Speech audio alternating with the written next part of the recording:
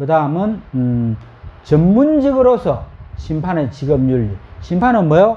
어떤 운동, 경기, 스포츠를 공정하게 진행해야 될 책무, 심판으로서의 증명을 가지고 있다 그랬죠. 그죠? 증명을 가지고 있는데 그 중에 하나가 대개 전문직으로서의 심판의 직업윤리가 있어야 된다는 것이죠. 첫째, 전문직업으로서의 심판의 직업윤리의 첫째, 스포츠의 규칙과 체계라든지 경기 운영 등에 대해서 전문적인 지식과 그거에 대한 경험을 가지고 있어야 된다. 스포츠의 규칙이 되게 복잡한 게 많아요. 그죠? 골프도 그렇고 또 특히 농구 같은 것도 되게 복잡하고 축구라든지 빙상 경기라든지 뭐 여러 가지 이 스포츠들에는 우리 일반인들이 잘 모르는 전문적인 그 규칙들이 있다라는 것이죠. 그리고 이것이 또 한 번 정해지면 쭉 영원히 가는 것이 아니고 그때 시대 상황이라든지 관중들의 요구라든지 이런 것을 잘 수렴해 가지고 경기 관련 단체라든지 전문가들의 협의를 통해서 이게 어느 정도 개정이 되잖아요. 그죠? 이런 시시때때로 바뀌는 이런 내용들에 대해서도 뭐요? 심판은 정확하게 알고 있어야 된다는 것입니다. 그 다음에 두 번째는 뭐냐면 공공에 대한 봉사와 기술과 지식을 사회적으로 유익하게 사용할 책임이 있다. 이게 뭔 말이냐면은 심판은 전문직인데 특히 사익, 개인적인 이익보다는 공공의 이익을 이해해야 된다. 심판이라는 것은 심판을 잘한다고 해서 바로 돈이 나오는 게 아니에요. 그죠?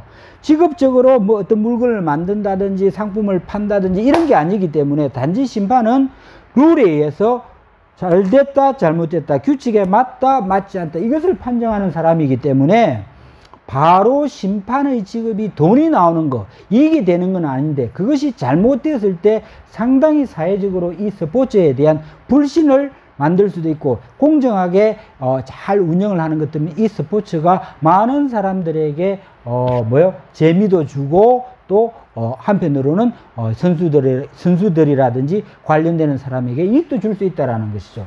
그런데 그렇기 때문에 심판은 좀 더 자기 자신의 이익보다는 공공에 대한 봉사, 공적인 이익을 자기 개인의 사적인 이익보다 좀 우선시해야 되는 책무, 책임이 있다. 이런 것이죠.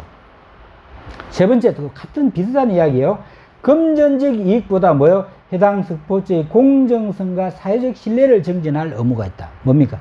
자기 자신의 이익보다는 내가 공정하게 게임을 운영함으로 해서 룰을 적용함으로 해서 많은 관중들이 그게 열광하게 되고 대리만족을 느끼게 되잖아요. 그러므로 해서 그 스포츠가 사회적으로 더더 크게 확대가 되잖아요. 확산이 되잖아요. 그런 책무를 누가 지고 있다? 심판이 되게 크게 지고 있다라는 것입니다. 그런 쪽에 좀 유의를 할 필요가 있고 또 그렇게 함으로써 본인의 뭐요? 도덕적인 어떤 느낌 또는 되게 사회를 위한 자기의 책무에 대한 긍지 이런 걸 가질 수 있겠죠. 그죠? 그런 것이 심판의 직업윤리에 속한다라는 것입니다. 네 번째는 뭐요? 이를 수행함에 있어서 외부적인 간섭에서 독립적으로 공정한 태도를 유지해야 된다. 이거 되게 어려운 거예요. 이게 전문가들에게 요구되는 거예요. 이게 어떤 외부적 간섭, 이게 뭐예요? 조금, 조직이라든지, 외부적으로 좀, 권력이라든지, 재력이 있는 사람들이 자기 팀이라든지, 어떤 개인에게 조금 더 유리하게 할 수 있도록 누구에게 압력을 가할 수 있어요? 심판에게 그런 유혹을 줄 수 있는 거예요. 근데 우리는 사람인지라 뭐 재무적인 그렇게 돈 관리 경제적인 이득이라든지 권력 앞에 좀 약해질 수 있잖아요. 그죠? 그런데 다른 사람과 달리 심판은 여기에 대해서 뭐요? 외부적인 간섭, 유혹에 대해서 뭐요? 조금 독립적으로 공정하게 운영할 책임이 있다라는 것입니다. 되게 심판 그냥 하는 게 아니죠. 그죠? 전문적인 지식만 있다고 해서 심판하는 게 아니고 되게 이런 도덕적인 태도, 품성이 갖추어져야만 심판을 할 수 있다라는 것이죠. 그죠? 네. 심판 아무나 하는 건 아니에요. 근데 심판뿐만 아니라 사실은 스포츠에 참여하는 선수나 우리 그 스포츠를 즐기는 관중들에게도 이런 윤리, 심판의 윤리에 대해서 우리가 이해를 하고 그분들이 올바른 윤리의식을 가지고 올바른 방향으로 갈 수 있도록 우리 관중이라든지 외부 관련자들이 좀 도와줄 필요가 있다라는 것이죠. 자, 그럼 심판 윤리에도 어떤 윤리가 어떤 구조로 되어 있는지 이 심판 윤리 구조에 대해서 우리가 조금 살펴보면 심판의 윤리에 대해서 조금 더 깊게 이해하는 계기가 되겠죠. 그죠? 그래서 심판의 윤리 구조는 윤리는 개인 윤리와 사회 윤리, 이렇게 개인 윤리 플러스 사회 윤리로 구분될 수 있어요. 이렇게 개인 윤리와 사회 윤리로 되어 있다. 그럼 개인 윤리는 뭐고 사회 윤리는 뭐냐? 참 복잡해요. 그죠? 개인 윤리는 뭐다? 조금 도덕적인 문제에 있어서 그 원인을 누구에게 찾는다? 개인적인 측면에서 찾고 해결책도 개인의 도덕성이 올라가야 되고 개인의 도덕성이 좀 정진될 때 전체적으로 심판의 윤리가 올라간다. 이런 생각이에요. 이런 사고방식이에요. 그런데 사회윤리는 뭐냐면은 그런 도핑이라든지 뭐 여러가지 불공정한 그런 문제들이 스포츠에서 불공정한 그런 문제들, 도덕적인 문제가 뭐다? 개인 차원이 아니다. 뭐 차원이다? 제도와 조직 때문에 그런 일이 있다라고 생각을 하고, 뭐다? 협회나 기구 등 조직적 차원에서 제도를 개선해야만이 뭐다? 심판이 공정하게 운영을 할 수 있다. 이런 거예요. 예를 한번 들어보겠습니다. 예를. 요즘 또 사회적으로 크게 문제가 된 것이 그 초등학교 앞에서 어떤 과속 문제예요. 과속 문제. 우리가 초등학교 앞에는 또는 도로에서는 특히 정해진 속도대로 정해진 속도를 지키고 가면은 교통사고 좀 덜 나겠죠. 그죠? 특히 요즘 뭐예요? 초등학교 앞에는 30km로 제한 속도가 정해져 있어요. 운전하시는 분들은 30km는 거의 뭐예요? 안 가는 수준이에요. 그래도 초등학교 앞에 가면 어떻게 해야 돼요? 초등학생들 아직 지적 능력이 발달되지 않았고 육체적 능력이 약한 그런 초등학생들을 보호하기 위해서 30km로 천천히 수행해야 되는 거예요.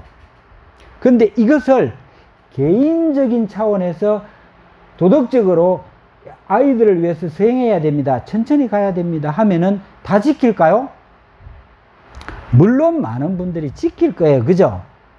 그런데 어떤 분들은 개인의 도덕적인 차원에만 맡겨두면은 이것이 잘 안 지켜지더라는 거예요.